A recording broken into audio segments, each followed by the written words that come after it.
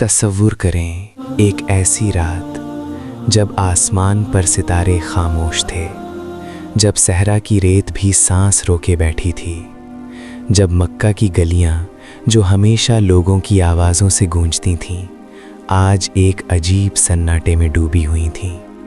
لیکن یہ سناٹا موت کا نہیں تھا، یہ سناٹا انتظار کا تھا۔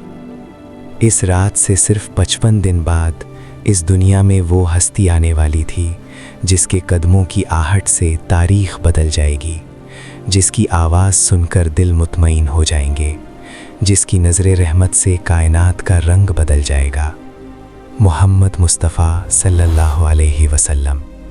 لیکن آج ہم اس روشنی کے آنے سے پہلے کی وہ رات سنائیں گے جب اندھیرے نے اپنی پوری طاقت سے اس گھر کو مٹانے کی کوشش کی جس گھر کو اللہ نے اپنا گھر کہا ہے۔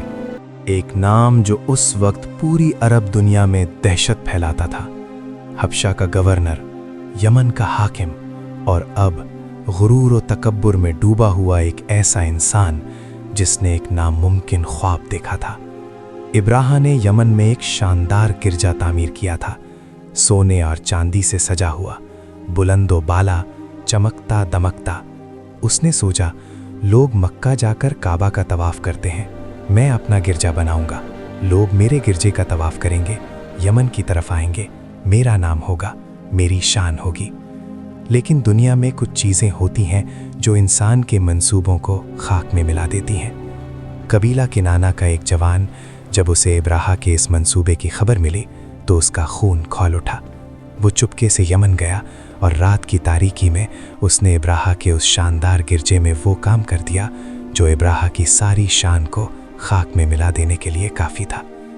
صبح جب ابراہا کو خبر ملی، اس کا چہرہ سرخ ہو گیا، آنکھوں میں آگ آ گئی، ہاتھ کانپنے لگے۔ میرا وہ خوبصورت گرجا، میری وہ عظیم عمارت، مکہ والوں نے یہ ہمت کی؟ اس نے اپنے درباریوں کی طرف دیکھا اور ایک ٹھنڈی خطرناک آواز میں بولا، وہ پرانی عمارت جسے کعبہ کہتے ہیں اور جس کی وجہ سے لوگوں کو یہ جرت ملی ہے، آج میں اسے صفائی ہستی سے مٹا دوں گا، اینٹ سے اینٹ بجا دوں گا، اس کی ایک نشانی بھی باقی نہیں چھوڑوں گا۔ جاؤ فوج تیار کرو۔ اور پھر وہ دن آیا جب ابرہا کی فوج نے کوچ کیا۔ یہ کوئی معمولی فوج نہیں تھی، یہ ہاتھیوں کی فوج تھی، 60,000 سپاہی، اور ان کے آگے وہ عظیم ہاتھی جن کا نام محمود تھا۔ اس ہاتھی کو دیکھ کر دل دہل جاتے تھے، زمین اس کے قدموں سے کانپتی تھی، اور اس ہاتھی پر سوار ابرہا، غرور کی تصویر۔ جب یہ فوج راستے سے گزرتی تو لوگ گھروں میں چھپ جاتے، کسی کی ہمت نہیں ہوتی کہ سامنا کرے۔ مکہ تک پہنچتے پہنچتے ابرہا کے سپاہیوں نے مکہ والوں کے اونٹ اور جانور پکڑ لیے۔ ان میں عبد المطلب کے بھی 200 اونٹ تھے۔ عبد المطلب، قریش کے سردار، مکہ کے عظیم بزرگ، وہ شخص جس کی پیشانی پر نبوت کا نور چمکتا تھا، اگرچہ وہ خود اس راز سے بے خبر تھے۔ جب انہیں اونٹوں کی خبر ملی تو وہ چپ رہے، کوئی غصہ نہیں، کوئی چیخ نہیں، بس ایک گہری سوچ۔ سردار، اب ہمارے اونٹ کیسے واپس ملیں گے؟ عبد المطلب نے کہا، فکر مت کرو۔ اور پھر انہوں نے ایک ایسا فیصلہ کیا جس نے سب کو حیران کر دیا۔ میں خود جاؤں گا، ابرہا سے ملوں گا، اپنے اونٹ واپس مانگوں گا۔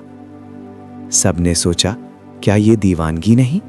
جو شخص کعبہ کو مٹانے آیا ہے اس کے پاس جا کر اونٹ مانگنا؟ لیکن عبد المطلب چلے گئے۔ جب ابرہا کے درباریوں نے اسے بتایا کہ قریش کے سردار ملنا چاہتے ہیں تو ابرہا نے سوچا یہ شاید مذاکرات کرنے آئے ہیں، کعبہ کی بات کریں گے، معافی مانگیں گے، انہیں بلاؤ۔ اور جب عبد المطلب اندر داخل ہوئے، ابرہا جیسے جم گیا۔ یہ کوئی عام آدمی نہیں تھا جو اس کے سامنے کھڑا تھا، یہ ایک ایسی شخصیت تھی جس سے آنکھیں نہیں ملائی جا سکتی تھیں، بلند قامت، پروقار، اور چہرے پر ایک ایسا نور جو دیکھنے والے کو ٹھہرنے پر مجبور کر دے۔ ابرہا جو کبھی کسی کے لیے اپنے تخت سے نہیں اترا، آج اپنی جگہ سے اٹھ گیا۔ وہ نیچے آیا، اس نے عبد المطلب کو اپنے پاس بٹھایا۔ اے قریش کے سردار، بتاؤ کیا کام آنا ہوا؟ عبد المطلب نے سکون سے جواب دیا، میں اپنے اونٹ واپس لینے آیا ہوں جو تمہارے سپاہیوں نے لے لیے ہیں۔ अबराहा की आंखें फट गईं। बस इतनी सी बात।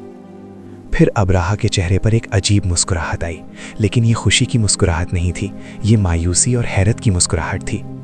मैंने सोचा था कि तुम एक अजीम आदमी हो, मैं सोच रहा था कि तुम काबा की बात करने आए हो, शायद माफ़ी मांगने आए हो, लेकिन तुम सिर्फ ऊँटों के लिए आए। तुम्हारे ऊँट, तुम्हारे मवेशी, क्या तुम्हें इनकी फ़िक्र है और काबा की नहीं? अब्दुल मुत्तलिब ने एक लम्हे को नज़रें उठाईं और बिल्कुल पुरसुकून आवाज़ में कहा, मैं इन ऊँटों का मालिक हूँ, इसलिए इनकी फ़िक्र है।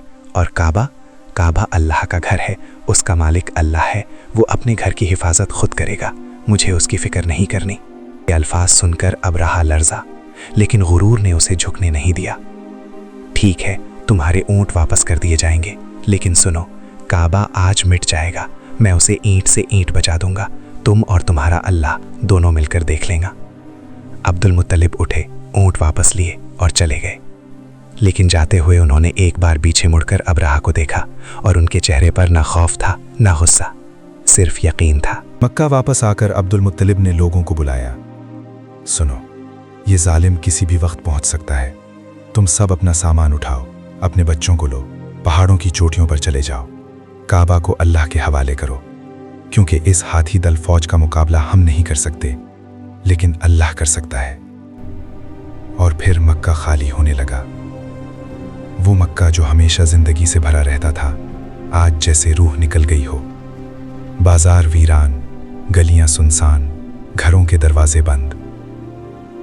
माँओं ने अपने बच्चों को सीने से लगाया, पहाड़ों पर चढ़ते हुए बार बार मुड़कर देखती रहीं, अपने घरों को, अपनी गलियों को, इस शहर को जो उन्होंने अल्लाह के हवाले कर दिया था। एक माँ ने अपने रोते बच्चे का मुंह ढांप लिया। बेटा, चुप रहो, हम बेबस हैं, लेकिन अल्लाह बेबस नहीं। लोग गए, मक्का खाली हुआ, लेकिन अब्दुल मुत्तलिब वो नहीं गए। वो काबा के दरवाजे पर आए, उस दरवाजे का हल्का थामा, वो हल्का जिसे न जाने कितने आशिकों ने थामा था। और फिर उन्होंने पुकारा, एक ऐसी आवाज में जिसमें सवाल था, इल्तिजा थी, यकीन था।